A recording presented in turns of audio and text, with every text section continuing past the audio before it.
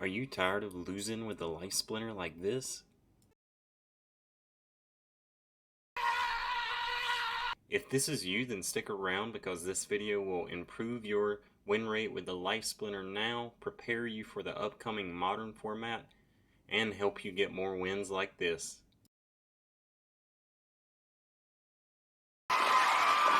In this video, I'm going to show you what cards won't be available in the upcoming modern format, what neutral and life cards are available to you as a beginner, show you some common lineups for a couple different mana ranges, and show you some cards that you might want to purchase to help you out in the long run. So, what cards won't be available in the modern format? All alpha, beta, promo, and older reward cards won't be playable. You can tell what reward cards are playable by looking at their border, as shown in this image. These will be all available starter life cards if you only purchase the spellbook, and the starter neutral cards that will help you build your lineup. Next, I'm going to show you some common lineups with only the starter cards to help you win more without buying any. However, this will only take you so far, so be sure to pay attention to what cards are used and what position they are in, as this makes a huge difference.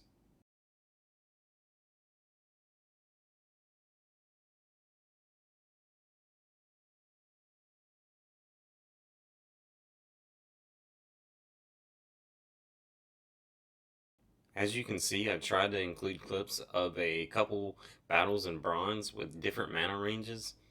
Life is super versatile in mid-range mana battles and really only falls off against Obsidian with high amounts of magic damage.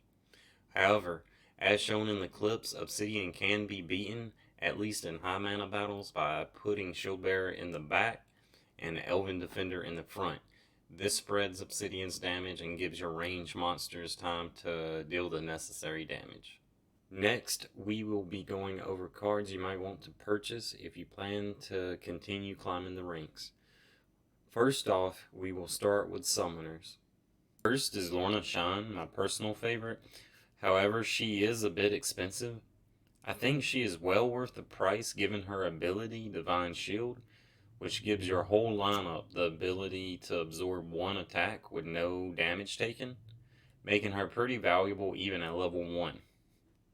But unless you have a lot of funds to put in the Splinterlands, I can't really recommend purchasing a leveled one since you have the cheaper option of General Sloan. A leveled up General Sloan is super affordable compared to Lorna and would probably be my first choice. For Bronze 1, all you need is a level 2 Sloan, which will only cost $12.75 at the time of this video. Level your starter cards as well to match, and then you will have a life deck capable of competing in the modern format of Bronze. Although Mother Kala has her uses, we won't be focusing on her in this video. Moving on to Legendaries, we will be looking at life and neutral Legendaries, as both can be used as long as the rule set permits it. Some of these untamed Legendaries are really expensive. Although they can be super useful, we won't be recommending them as your funds can be spent better elsewhere.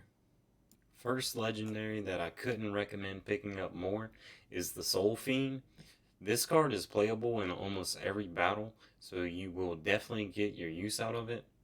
Use it in the front to absorb an attack for a slow tank, or in the back to eat those sneak attacks. You really only need a level 1 unless you are planning to climb past Silver, since it only gains 1 speed at level 2. And with it only costing $6.42, it's affordable for most players. Legionnaire Alvar is another must-have in my opinion. As mentioned earlier, the Life Splinter kind of falls off when playing against heavy magic damage lineups.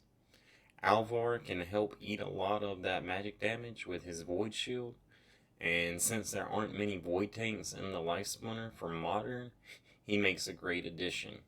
At the time of this video, he only costs $6.51. Uriel the Purifier is great for the Earthquake rule sets and has a large health pool paired with high shield and above average speed. I feel you can't really take full advantage of Uriel until he reaches level 2, and gains heal since he attacks every other turn due to recharge. If you have the funds though, I would suggest grabbing a couple copies while he's cheaper, that way you can take advantage of his heal. And at the time of this video, he only costs $9.11. Adelaide Brightwing is super beneficial to the Life Splinter, given her repair ability. She has a decent health pool and good magic damage. When facing melee opponents, she can be used behind Shield Bearer to hold the line. Your opponent will definitely have a hard time breaking through, and at only $9.89, I would definitely recommend grabbing one of these if you can afford it. Bella the Radiant can be super useful in the Blast rule set because she gets Life Leech from both hits, giving her 2 health per round. She is also useful in the Noxus Fumes rule set due to her ability keeping her alive. This card is pretty expensive at $25, so only pick it up if you have the extra funds. Moving on to epics, Hero of Beyond makes a great secondary position card when paired with General Sloan due to his close range. I think this card will be highly valuable when Modern comes out and would have to recommend picking one up. They are only $11.64 right now, which is more than a lot of people like to spend. Warchain also makes a great secondary position card. He has ranged, melee, and when paired with Sloan, his damage is increased. Retaliate adds to that damage because he doesn't like getting hit and sometimes hits back. Warchain costs about $13.98 at the time of this video, and I would definitely recommend grabbing one if you can. Thunderbird is a great 3-mana card that packs a punch when paired with General Sloan. It can be used in the back to absorb a hit, deal some damage, and hopefully get a dodge due to its high speed and decent health pool. Thunderbird is on the expensive side at $10.51 though, so it's up to you whether you need one or not. Light Elemental, although expensive at $10.50, is used a lot by me and offers a lot of damage for a low mana cost. This card is good in Little League and Earthquake rule sets, making it more valuable in my opinion. Prismologist can be super useful because of the Blast ability and Sloan dealing 2 extra splash damage. However, she does use a lot of mana with the cost of 8. With that said, I would recommend picking one up at $1.80. Dax Paragon is a super low mana cost mage. This guy will help you out in a lot of those low mana battles and even higher ones, as he can fit into most of them. He's only $1.59 right now, making him a must-have for any player wanting to climb the ranks. A lot of people don't like the recharge ability. However, when it comes to Temporal Master, that is a lot of extra damage every round for 3 mana, so I have to recommend picking one up at 70 cents. Uraeus is a must-have for anyone because you can't use some extra sneak attacks in their lineup. Grab a couple of these at 62 cents if you can. Jin Renova, although not a range card, is still pretty useful because it gives more health to your whole lineup. Using a mix of magic and ranged usually gives me good results with life. Next, we have 2 rare reward cards to go over. One is the Venari Crystal Smith, and it's probably one of the most important rares at 14 cents you need to have. This card will heal your tank and pump out 2 damage per turn when paired with Sloan. The other card would be Gargoyle Devil. I suggest picking one up because why not? It's only 11 cents and has close range and 2 ranged damage, which Sloan loves. Last but not least are 2 commons that you will probably get in a daily or season reward, but is needed nonetheless.